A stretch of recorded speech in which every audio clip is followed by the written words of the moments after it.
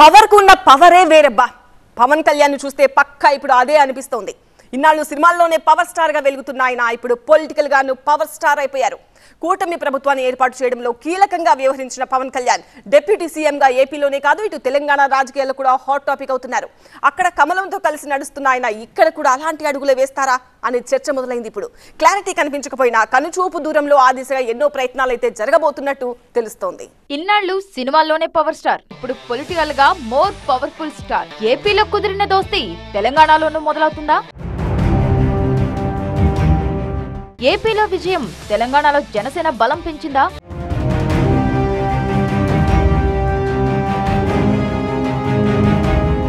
తెలుగు రాష్ట్రాల్లో జరుగుతున్న సరికొత్త రాజకీయ చర్చ ఇది. ఆంధ్రప్రదేశ్లో ఎన్డీఏ కూటమి సాధించిన అఖండ విజయమే దీనికి ప్రధాన కారణమంటే అతిశయోక్తి కాదు. 3 పార్టీలు కూటమి కట్టడానికి, ఆ కూటమి ప్రభంజనం సృష్టించడానికి తెర వెనక తెర ముందు కీలకంగా వ్యవహరించిన పవన్ కళ్యాణ్ ఇప్పుడు తెలుగు నేలపై పొలిటికల్ గా సెంటర్ ఆఫ్ అట్రాక్షన్ అయిపోయారు. ఎక్కడ నెగ్గాలో కాదు, ఎక్కడ తగ్గాలో తెలిసిన నాయకుడిగా సీట్ల పంపకాల్లో గాని ఇతర అంశాల్లో గాని హెచ్చుతగ్గులను పట్టించుకోకుండా కూటమి కోసం ముందుకు నడిచిన పవన్ అదే స్థాయిలో విజయాన్ని అందుకున్నారు. సినిమాల్లోనే కాదు, పొలిటికల్ గాను తాను పవర్ స్టార్ అని నిరూపించుకున్నారు.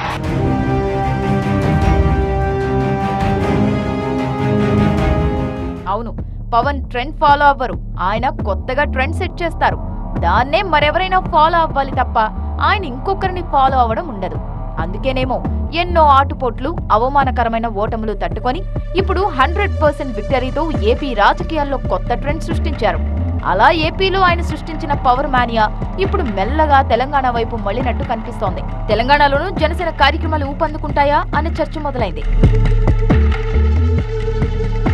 ఏపీ డిప్యూటీ సీఎంగా బాధ్యతలు చేపట్టాక తొలిసారి తెలంగాణ గడ్డ మీద అడుగుపెట్టిన పవన్ కళ్యాణ్ కొండగట్టు అంజన్న సన్నిధికి వెళ్లారు. పవన్ కు పూర్ణకుంభంతో స్వాగతం పలికారు అర్చకులు. అనంతరం స్వామివారికి ప్రత్యేక పూజలు చేసిన ఏపీ ఉప ముఖ్యమంత్రి తన మొక్కులు చెల్లించుకున్నారు.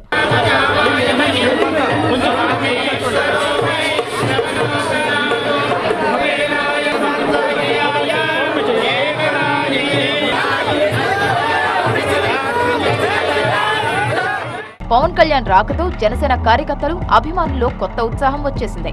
అధినేత ఆగమనానికి తగ్గట్టే హైదరాబాద్ నుంచి కొండగట్టు దాకా అడుగడుగునా నీరాజనం పలికారు. ఎక్కడికక్కడ బ్యానర్లు, ఫ్లెక్సీలు ఏర్పాటు చేసి తమ అభిమానాన్ని చాటుకున్నారు. పవన్ కూడా అభిమానులకు అభివాదం చేస్తూ ముందుకు సాగారు. పవన్ కొండగట్టు టూర్ తెలంగాణ రాజకీయాల్లో హాట్ టాపిక్ గా మారింది. ఏపీలో ప్రభంజనం సృష్టించిన పొలిటికల్ కాంబో తెలంగాణలోనూ రిపీట్ కాబోతోందా అనే హడావుడి స్టేట్ పొలిటికల్ కారిడార్ లో నడుస్తోంది. ఏపీలో ఎన్డీఏ కూటమి మళ్లీ పురుడు పోసుకోవడానికి కారణం పవన్ కళ్యాణే. వైసీపీ సర్కార్ను దించడానికి ఢిల్లీ పెద్దలతో తిట్లు తిని మాటలు పడి కూటమిని సెట్ చేశానంటూ గతంలో పవన్ కళ్యాణే చెప్పారు. అంటే బీజేపీ పెద్దలకు పవన్ పట్ల ఉన్న సానుకూలత అలాంటిదనుకోవచ్చు. అయితే వారి అంచనాలకు తగ్గట్టే పవన్ ఆశించినట్టే ఏపీలో కూటమి ప్రభంజనం సృష్టించింది. గతంలో ఎన్నడూ లేని విజయాన్ని నమోదు చేసింది. పవన్ కళ్యాణ్ డిప్యూటీ సీఎంగా బాధ్యతలు కూడా చేపట్టారు. సీఎం చంద్రబాబుతో సమానంగా ప్రభుత్వంలో కీలకంగా వ్యవహరిస్తున్నారు. ఆ ఊపే ఇప్పుడు తెలంగాణ జనసేనకు పాకింది.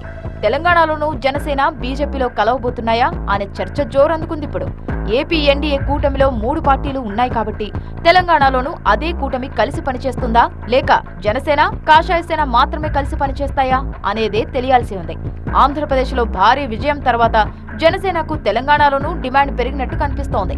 ఏపీలో నేరుగా పవర్ దక్కకపోయినా అధికారంలో భాగస్వాములయ్యారు కాబట్టి జనసేనకు చెందిన తెలంగాణ నాయకుల్లోనూ కదలిక వచ్చినట్టు తెలుస్తోంది. అందుకే ఏపీ మాదిరిగానే తెలంగాణలోనూ జనసేన, బీజేపీ కలిసి ముందుకు వెళ్లాలనే అభిప్రాయం నాయకుల్లో వ్యక్తమవుతోంది. నేను తెలుగు భాష లెక్క ఆడా ఉంటా ఈడా ఉంటా, ఇదేదో సినిమా డైలాగ్ అనుకోవద్దు. ఫ్యూచర్లో పవన్ తీసుకోబోయే పొలిటికల్ స్టెప్ ఇదే కావచ్చు. అవును మరి, ఏపీలో గ్రాండ్ విక్టరీ తర్వాత అంతే గ్రాండ్ గా తెలంగాణలోనూ పవర్ స్టార్ ఎంట్రీ ఉండొచ్చనే చర్చ జరుగుతోంది. ఇప్పుడు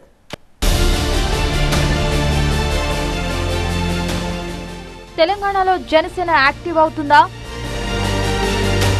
ఫ్రెండ్షిప్ ఏపీకేనా, తెలంగాణలోనూ ఉంటుందా?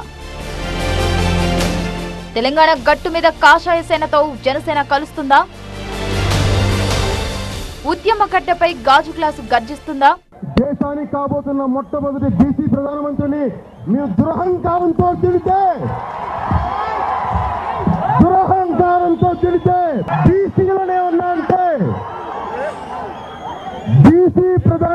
ఏమన్నంటే మిమ్మల్ని ఊరుకునేది లేదు. సభాముఖంగా నడిపొట్టున వరంగల్ నడిపొట్టున కూర్చొని మీకు హెచ్చరిస్తున్నాను.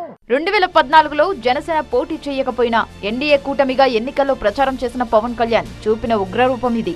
ఆయన ప్రభావం ఎంతైనా ఆ ఎన్నికల్లో ఏపీలోనే కాదు తెలంగాణలోనూ మంచి ఫలితాలే సాధించింది కూటమి. ఆ తర్వాత కూడా చాలా సార్లు తెలంగాణపై రాజకీయంగా తన ఆసక్తిని కనబరిచారు పవన్ కళ్యాణ్. తనకు ఆశ్రయమిచ్చిన తెలంగాణ పట్ల చాలా సార్లు అభిమానాన్ని చాటుకునే ప్రయత్నం చేశారు. స్థానిక ఎన్నికల్లో అవకాశం ఇచ్చింది మనకి తెలంగాణ నేల ఇచ్చింది. మొదటి ఎంపీటీసీ గెలిచింది తెలంగాణ నేలలో. అక్కడ పంచాయతీ ఎన్నికల్లో వచ్చిన ఫలితాలు నాయకులు బలంగా లేకపోయినప్పటికీ, అన్ని చోట్ల నాయకులు అండదండలు లేకపోయినప్పటికీ ఎక్కువ చోట్ల జనసేన నాయకులు, ఆడపడుచులు, వీర మహిళలు వీళ్ళు ముందుండి తీసుకెళ్లారు. తెలంగాణ వీర మహిళలతో ఏర్పాటు చేసిన సమావేశంలో పవన్ చేసిన వ్యాఖ్యలివి. అంటే ఆ కామెంట్స్ ప్రకారం జనసేనకు తొలి విజయం దక్కింది తెలంగాణలోనే. ఈ లెక్కన జనసేన ప్రభంజనానికి నాంది పడింది తెలంగాణలోనే. అందుకే ఇప్పుడు ఏపీలో సాధించిన స్ఫూర్తితో పవన్ కళ్యాణ్ తెలంగాణలోనూ జనసేనను యాక్టివ్ చేయబోతున్నారా అని చర్చ జరగబోతోంది. మిత్రపక్షాలతో కలిసి మరోసారి సత్తా చాటేందుకు ప్రయత్నిస్తారా అనే ముచ్చట్లు పొలిటికల్ సర్కిల్లో షికారు చేస్తున్నాయి. తెలుగు భాష లెక్క ఆడ ఉంటా ఈడా ఉంటా అంటూ 2 తెలుగు రాష్ట్రాల్లోనూ జనసేనను ప్రధాన శక్తిగా ఎదిగేలా పవన్ పావులు కదిపే అవకాశం లేకపోలేదంటున్నారు పొలిటికల్ అనలిస్టులు. సమయం కోసం వేచి చూస్తున్న పవన్ కు ఇప్పుడు ఆ టైం వచ్చిందని అభిప్రాయపడుతున్నారు. మిత్రపక్షమైన బీజేపీతో కలిసి తెలంగాణలోనూ బలమైన అడుగులు వేయాలని ఇటు పవన్ అభిమానులు, అటు జన సైనికులు కోరుకుంటున్నారు. పవన్ మనసులోనూ తెలంగాణకు ప్రత్యేకమైన స్థానమే ఉంది. గతంలో పార్టీ బేరర్ల మీటింగ్ లో ఆయన చేసిన వ్యాఖ్యలే అందుకు నిదర్శనం. ఆవేశం కాదు, తెలంగాణ పట్ల ఆయనకున్న ఆలోచనను వ్యక్తం చేశారు. ఏపీలో ఏదైనా సాధించాలంటే దానికి స్ఫూర్తి తెలంగాణ నేలే అని చెప్పుకున్నారు పవన్. అసెంబ్లీలో జనసేన వాణి వినిపించేలా ఎమ్మెల్యేలు ఉండాలి అన్నది తన ఆకాంక్షగా చెప్పుకొచ్చారు. ఈ నేలలో తిరిగినప్పుడే వస్తాయి అనుకుంటా, బట్టలు ఉడిపోయిన పడుతున్నది కానీ అన్నం తిన్నాక ఈ నేల తిండి తిన్నాక ఎక్కడ పోతున్నాం అసలు ఇంకిపోయింది. సో నాకేముందంటే అక్కడ ఏదైనా సాధించామంటే మనం గుర్తుపెట్టుకోండి, ఇక్కడ ఈ పోరాడు ఈ నేల ఇచ్చిన స్ఫూర్తి పోరాడు. నా కోరిక కనీసం పట్టు మనకు 10 మంది అయినా తెలంగాణ అసెంబ్లీలో మనం జనసేన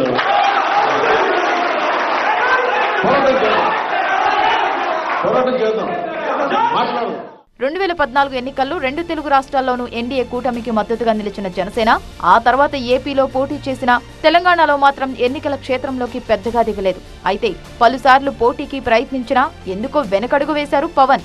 కానీ పార్టీ స్థాపన నుంచి నేటి వరకు తెలంగాణలో జనసేన జవసత్వాలు కోల్పోకుండా కాపాడుతూ వచ్చారు. నాయకుల్లో స్థైర్యాన్ని, ధైర్యాన్ని నింపే ప్రయత్నం చేశారు. ఎల్లబోయే ముందు ఒకరిని విమర్శించబోయే ముందు మన అవగాహన ఏర్పరచుకున్న తర్వాత మనం గుంతెత్తగలం తప్ప అప్పుడు దాకా మనకి నిజంగా హక్కు.